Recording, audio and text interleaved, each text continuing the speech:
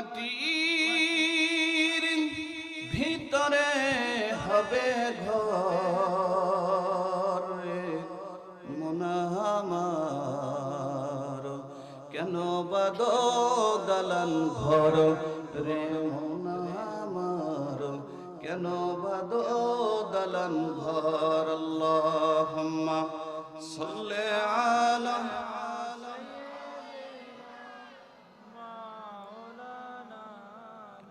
وعلى آل سيدنا Medina যাইতে পারলাম না, মদিনা দেখতে পারলাম না।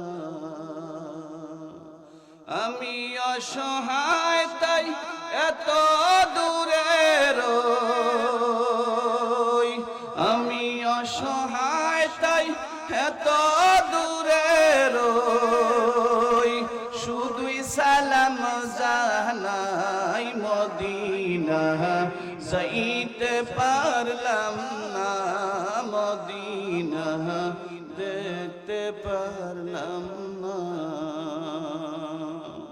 মদিনার নাম কত সুন্দর,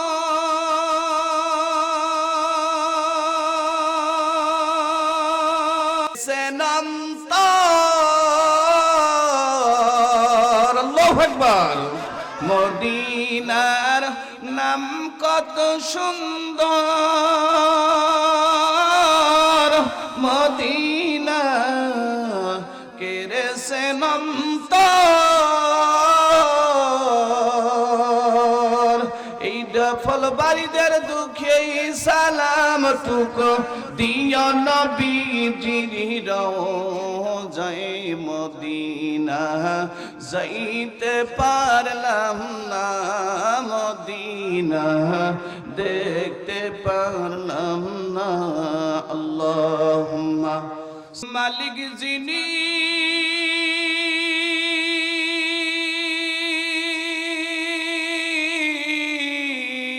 এই পৃথিবীর মালিক যিনি, জপ তারে নিশিদিনী, ওরে যার হাতেতে মরণ তোমার, ওরে যার হাতেতে মরণ সবার, যার দয়া নিয়ে বেঁচে আসো, কার লাগিয়া কান্দরে মানুষ, কার লাগিয়া হাসো কালেমা। শত কোটি দরুদ সালাম সাইয়্যিদুল মুরসালিন খাতামুন নবিয়্যিন রাহমাতাল লিল আলামিন, বিশ্ব নবীর প্রতি দরুদ পড়তে হবে। যেই নবীর উম্মত হওয়ার জন্য যুগে যুগে রাসূলুল্লাহর দরবারে ফরিয়াদ দিলেন আল্লাহ, এই জামানার নবী না বানাইয়া যদি আখিরি জামানার নবীর উম্মত বানিয়ে দিতেন তাহলে নিজেকে বড় ধন্য মনে করতাম। সকলে বলি মারহাবা। আর একটু জোরে বলতে হবে মারহাবা।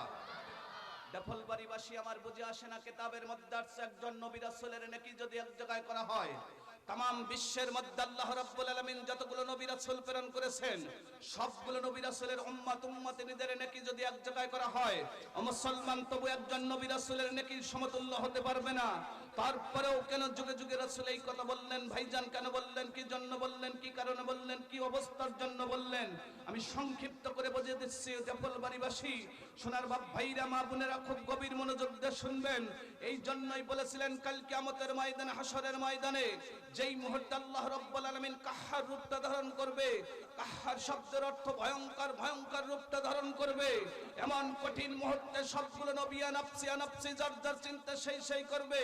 আমার আপনার দরদের নবী উম্মতের কান্ডারি, উম্মতের পাগল পরা, ওয়ার্ল্ড টুগেদার অল বিশ্ব মুসলিম কান্ট্রির দরদের নবী ওই দিন সিজদায় পড়ে আল্লাহর দরবারে ফরিয়াদ দিয়ে বলবেন রব্বুল আলামিন, যতক্ষণ পর্যন্ত আমার গুনাহগার উম্মত উম্মতিনীকে মাফ না করা হবে, যতক্ষণ পর্যন্ত ডফলবাড়ির আমার ওই উম্মত উম্মতিনীকে মাফ না করা হবে, ততক্ষণ পর্যন্ত আমি দরদের নবী, আমি মায়ার নবী, আমি বিশ্ব নবী এখান থেকে সিজদা উত্তোলন করব না। জোরে জোরে বলেন সুবহানাল্লাহ।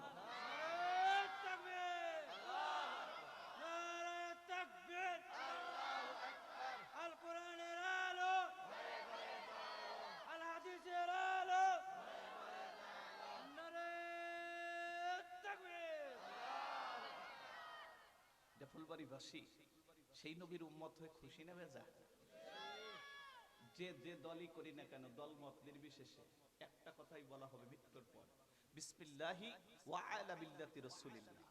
এর চাইতে ব্যতিক্রম কোন দলের নাম বলা হবে? সোনার ভাইরা, এই জন্য নবীর প্রতি ভালোবাসা কতটুকু দরকার আসুন একটু সামনে আলোচনা করবো ইনশাআল্লাহ। আমরা ডেফলবাড়ির এই জমি থেকে আমাদের জীবনের সবটুকু ভালোবাসা নবীজির প্রতি উদ্ধার করে দিই, বিশ্ব নবীর প্রতি দরুদ পড়ছি, সকলে পড়ি সাল্লাল্লাহু আলাইহি ওয়াসাল্লাম। আরেকটা বলি সাল্লাল্লাহু আলাইহি ওয়াসাল্লাম। সম্মানিত আমার বাপ ভাই, আমি পবিত্র কুরআনুল কারীম আল্লাহ তাআলা নাজিল করেছেন সুদীর্ঘ 23টা বছর বিশ্ব নবীর উপরে, স্থানকাল পাত্রভেদ অবস্থান বুঝে মক্কা এবং মদিনায়। এই পবিত্র কুরআনুল কারীম কমপ্লিট পুরো অ্যাপ্লাই পরিপূর্ণ জীবন ব্যবস্থার জন্য কোরআনটা যখন মানুষের জন্য, মানুষের হেদায়েতের জন্য নাজিল করলেন, প্রথম নম্বরে আল্লাহ তাআলা বললেন যালিকাল কিতাবু লা রাইবা ফি, যে কিতাবের মধ্যে কোনো সন্দেহ করা যাবে না, হুদাল লিল মুত্তাকিন, মুমিনদের জন্য পথ নির্দেশক। সেই কুরআনুল কারীমের মধ্যে আল্লাহ তাআলা বললেন, এক নয় দুই নয় 6666 খানা আয়াতে কারিমা দিলেন, মতান্তরে কম বেশি 114 খানা সূরা লিপিবদ্ধ করে দিলেন। সোনার বাপ ভাইরা, এক নম্বর সূরা ফাতিহা, 2 নম্বর বাকারা, 3 নম্বর আল ইমরান। এই 3 নম্বর আল ইমরানের 102 নম্বর ছোট্ট একটি আয়াতে কারিমা তেলাওয়াত করেছি, রাসূলের অসংখ্য হাদিস থেকে কয়েকটা হাদিস তেলাওয়াত করেছি। এখান থেকে অল্প সময় একটু কথা হবে ইনশাআল্লাহ। তবে শুরুতেই আপনাদের সাথে একটু মত বিনিময় করে আলোচনা করতে যাচ্ছি। বেশিক্ষণ কথা বলবো না, যেহেতু 11:30টার কাছাকাছি চলে গেছে। যদি 12টা পর্যন্ত কথা বলি থাকবেন তো ইনশাআল্লাহ?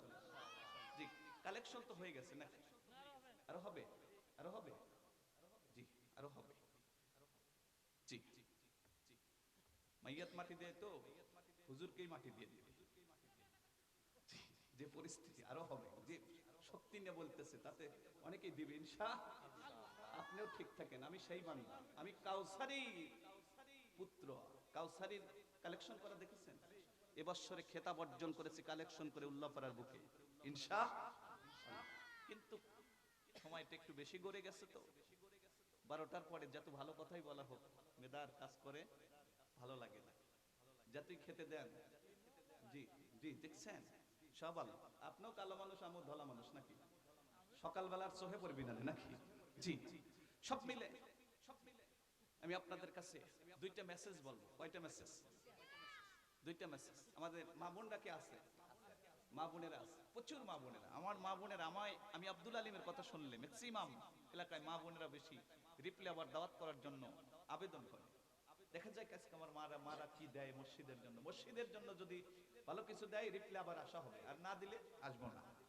মাদের কাছে একটু দাবি করলে ন্যূনতম 1 বস্তা করে সিমেন্টের টাকা দিতে হবে ইনশাআল্লাহ। জি, আপনারা আবার পকেটে টাকা রেখে আসছেন তো বাকি দিবেন? জি দিবেন ইনশাআল্লাহ। আমি দুইটা মেসেজ দিচ্ছি, তার মধ্যে থেকে আমার মা বোনেরা হাঁস মুরগি পালেন, হাঁস মুরগি পালেন। এই হাঁস মুরগি যখন ডিম পারে, এইগুলো আমাদের কিছু কিছু বাপ ভাইরা আছে ধমক দিয়ে গরম দিয়ে ভয় দেখায় ডিমগুলো নিয়ে বাজারে বিক্রয় করে নিয়ে বিড়ি কিনে খায়, আছে না? আছে। এই হাঁস কেন রাতে ডিম পারে, মুরগি কেন দিনে ডিম পারে, আপনারা কি জানেন? আমি মাদ্রাসায় পড়েছি, অথচ সায়েন্সে লেখাপড়া করেছি। হাঁস কেন রাতে ডিম পারে, মুরগি কেন দিনে ডিম পারে, আমি যদি বলি শুনবেন তো ইনশাআল্লাহ। খুব মজার একটা ঘটনা। 2 নাম্বার মেসেজ, আল্লাহ রাসূল বলছেন স্ত্রীর এমন একটা জায়গায় হাত রেখে ঘুমাইলে সারা রাত নফল ইবাদতের সওয়াব পাওয়া যায়। সুবহানাল্লাহ বলেন। মুরব্বিরা খুশি হইবেন, বাবারে এখনো তোর চাচি বাইসে আছে, শেষ সময় আমলটা করেই দেই। জি, তবে আমল করতে হলে, এই আমলটা করতে হলে বিবিকে মাঝে মাঝে আই লাভ ইউ বলতে হবে। কি বলতে হবে? কি বলতে হবে? এই পাশ থেকে আসতেছে I love you, I love you. এরকম একটা কথা মেহেরপুর একটা প্রোগ্রামে গেছি, এক চাচা দাঁত নাই, একটা দাঁত নাই। আমি বললাম চাচা হাসেন কেন? কয় কি যেন আমল কইলে বাবা। বললাম করেন, আমলটা করেন। তো 15-20 দিন পর আবার ওই এলাকায় প্রোগ্রামে গেছি, একটু গাড়িটা লেন করছি, সেখানে চা খাচ্ছি, ওই এলাকায় পরিচিত। দেখি ওই মুরব্বী আমাকে দেখেছে, লাঠিটা ভর দিয়ে দিয়ে আমার কাছে আসে, এই সিরাজগঞ্জের সেই কালো বক্তা না? আমি বললাম চাচা তুমি এখনো আঘাত করতেই চাও, কালো মানুষের কালো কয়, একটু প্রশংসা করলেই তো হয়। কয় তোমার কালো কব না, তুমি আবার কি বলবো? কালো তো কালোই বলতে হবে। জি, আমি বললাম চাচা আমল ঠিক আছে? আমল ঠিক আছে চাচা? হ্যাঁ ঠিক আছে। কয় আমি আপনার চাচিকে চাচা খুব মাঝে মাঝে বলি। কি বলেন চাচা? কয় ওই যে শিক্ষা দিছে না।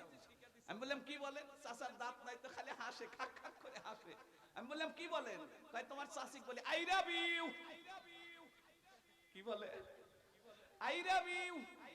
বললাম ও চাচা, চাচা তুমি যে আমল করো চাচি তোমাক কি কয়? কয় তোমার চাচি আমি যা আই লাভ ইউ কই তোমার চাচি খালি হাসে। হাসে কিন্তু শরম পায়। এই শরম পাইয়া ওই কম্বল দিয়ে এইভাবে মুখটা ঢাইকা কি যেন খেতার ভিতর থেকে লেপের ভিতর থেকে বলে। আমি বললাম কি বলে? ভাই বলবো চাচা? বললাম বলেন। আমি যখন বলি আই লাভ ইউ তোমার চাচি ওই টেপের ভিতরে যা বলে টুটু টুটু, যেমন আই লাভ ইউ ওই রকম টুটু। তবে স্ত্রীকে আই লাভ ইউ বলতে হবে, ভালোবাসা দিতে হবে। কথা বলেন ঠিক কিনা? বিআইন সাহেবের নয়, রাস্তার মানুষকে নয়। আই লাভ ইউ দিতে হলে জায়গা মতে দিতে হবে। খালাতো বোন, মামাতো বোন, চাচাতো বোন এগুলোকে নয়। আই লাভ ইউ দিতে হবে আপনার খাস স্ত্রীকে। কোন জায়গায় হাত রেখে ঘুমাইলে সারা রাত নফল ইবাদতের সওয়াব। এই যে আপনি বসছেন এটা নফল ইবাদতের সওয়াব পাচ্ছেন। সারা রাত শুনলে যে সওয়াব, আপনি স্ত্রীর শরীরের মধ্যে হাত রেখে ঘুমাইবেন সারা রাত সেই পরিমাণ সওয়াব আপনার আমলনামায় আল্লাহ লিখে দিবে। সুবহানাল্লাহ বলেন। কি আশ্চর্য বক্তা পাইছেন, যদিও কালো বক্তা হয় মজা হবে ইনশাআল্লাহ। তবে আপনাদের নিয়ে একটা তাকবীর হবে। তাকবীরটা মনোমুগ্ধকর হলে আলোচনা ভালো হবে, না হলে হবে না। তাকবীরটা হবে। আবার রাকিব আইছে? জি শোনা, একটু তাকবীরটা মনের সাথে একদম তাল মিলিয়ে বলবেন। আরিফুল কই?